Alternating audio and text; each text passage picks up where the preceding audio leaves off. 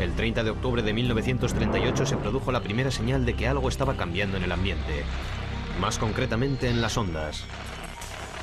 The Columbia Broadcasting System and its affiliated stations present Orson Welles and the Mercury Theater on the Air in The War of the Worlds by H.G. Wells.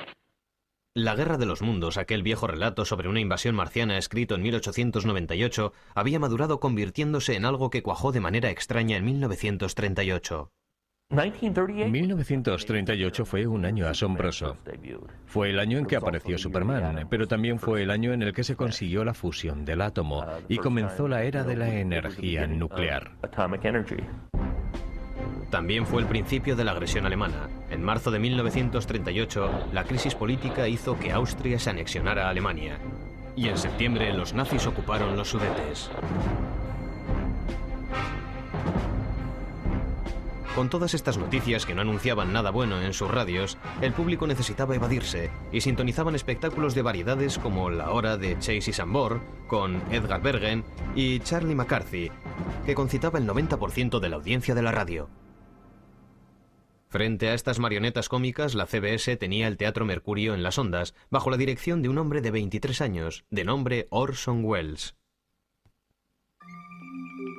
La serie dramática estaba bien considerada, pero apenas podía hacerse un hueco entre la audiencia.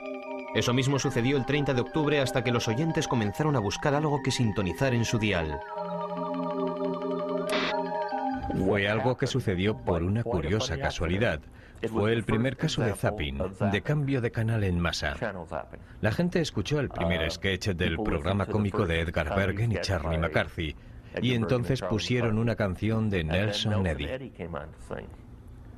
Pero la gente quería escuchar el programa de humor y no la música, y se puso a buscar en el dial alguna otra cosa que escuchar, y sintonizaron con la CBS justo cuando los extraterrestres llegaban a Grover's Mill. Now nearer home comes a special bulletin from Trenton, New Jersey. It is reported that at 8:50 p.m. a huge flaming object, believed to be a meteorite, fell on a farm in the neighborhood of Grover's Mill, New Jersey. Los boletines de noticias fingidos no se parecían a aquellos reales otros que venían de Europa, y seguían la pista a un extraño objeto cilíndrico procedente de Marte que había ido a parar a una granja de Nueva Jersey. Y entonces la tragedia empezó a crecer. Something's happening. Ladies and gentlemen, this is terrific. This end of the thing is beginning to flake off. The top is beginning to rotate like a screw, and the thing must be hollow.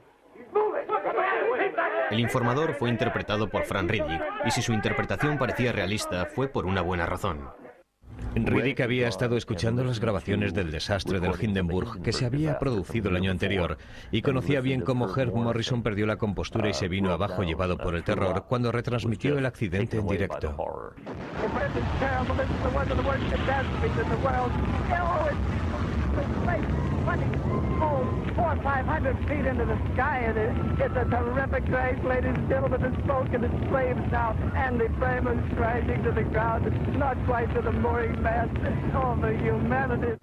Y Frank Riddick recreó todo aquel horror para la escena de la Guerra de los Mundos.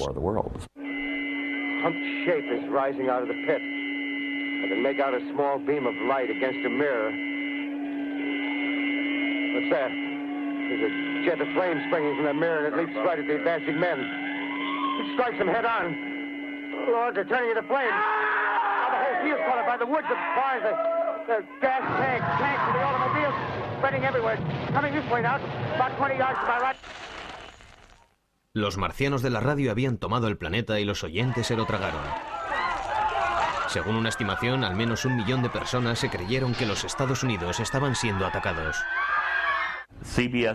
La CBS acababa de establecer una política de mayor cortesía entre sus operadoras telefónicas y el supervisor escuchó decir a la operadora: "No, señora, no tenemos información sobre eso, lo siento", de una manera muy educada.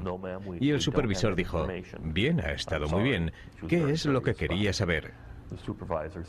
Quería saber si el mundo se estaba terminando. Pero ¿se debió todo a estos habilísimos trucos radiofónicos del señor Welles o fue el signo de un cambio de paradigma más profundo?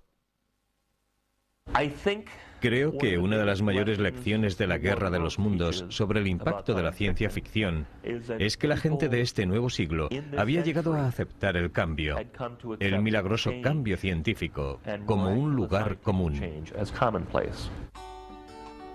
La famosa emisión y sus consecuencias también parecían demostrar que la ciencia ficción había llegado, aunque fuera levemente, a la corriente cultural mayoritaria.